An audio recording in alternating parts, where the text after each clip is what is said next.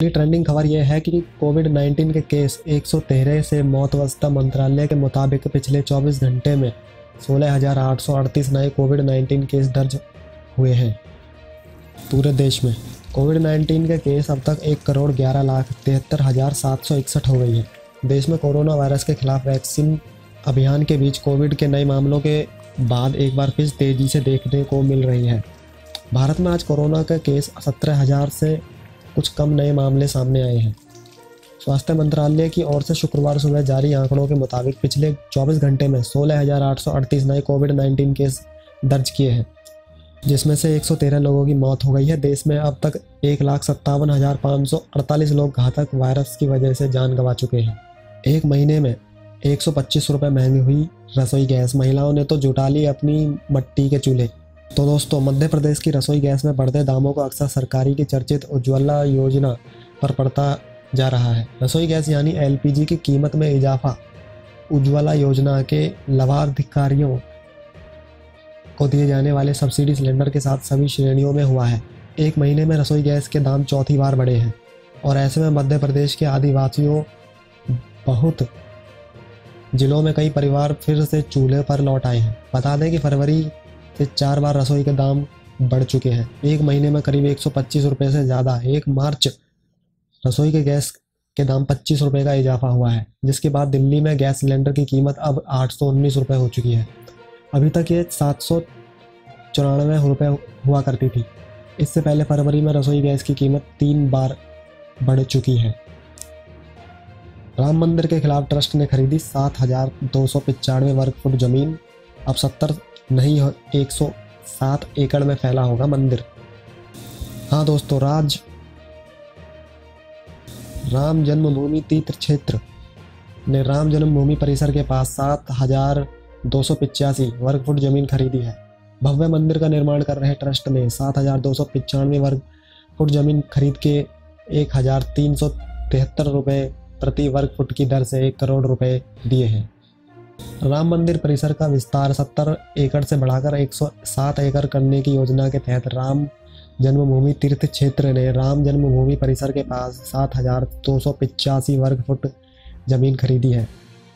Trust के एक अधिकारी ने गुरुवार को इस बारे में बताया कि अधिकारी ने बताया है कि उत्तर प्रदेश के प्रसिद्ध शहर में भव्य मंदिर का निर्माण कर रहे ट्रस्ट ने 7,285 वर्ग फुट जमीन खरीदी है।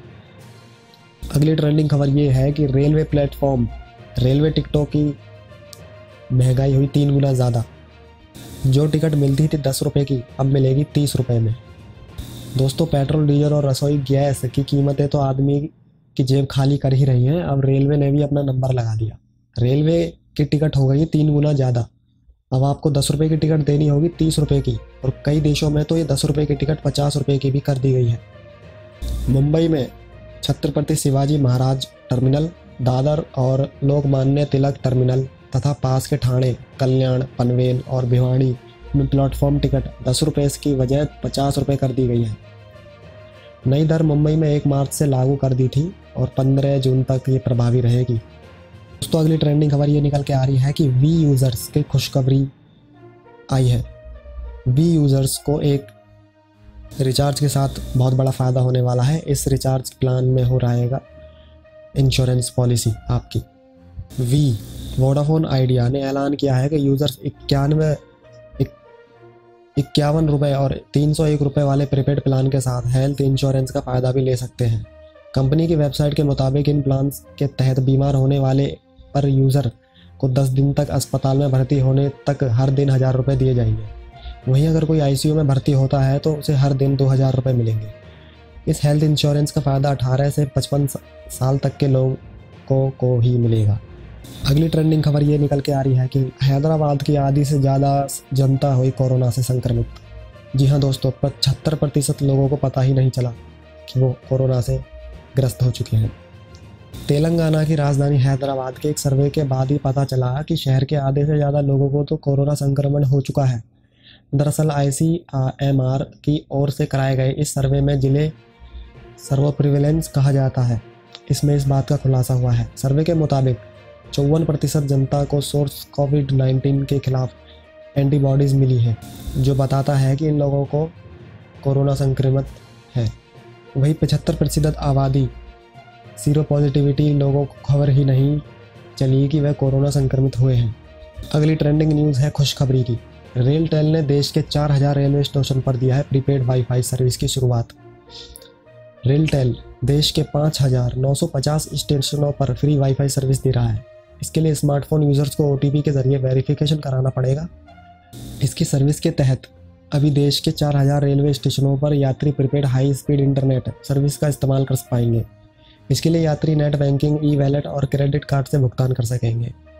रेलटेल की CMD पुनीत चावला ने बताया है कि हमने यूपी के 20 स्टेशनों पर प्रीपेड वाईफाई का टेस्ट किया है और उसमें मिली फीडबैक के साथ हमने इस योजना की शुरुआत की है। भारत में 4000 से ज़्यादा स्टेशनों पर करने जा रहे हैं हम शुरुआत।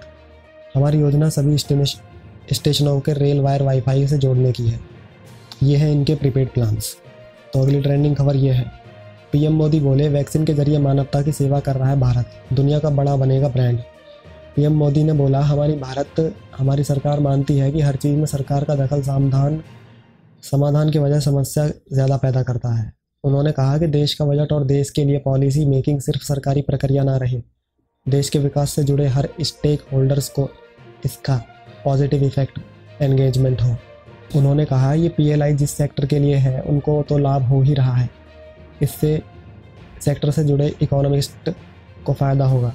ऑटो और फार्म को भी PLI से ऑटो पोर्ट्स, मेडिकल टूल्स और दवाइयों को रॉ मटेरियल से जुड़ी विदेशी निर्भरता बहुत कम होगी।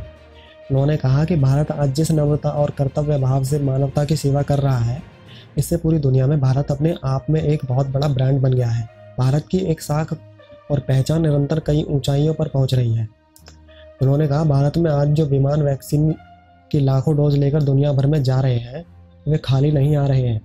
वे अपने साथ सरकार, भारत के प्रति बड़ा भरोसा और भारत के प्रति आत्मीयता, स्नेह और आशीर्वाद का भावात्मक लेकर आ रहे हैं। अगली खबर ये है कि सोने और चांदी पर रेट हुआ कम।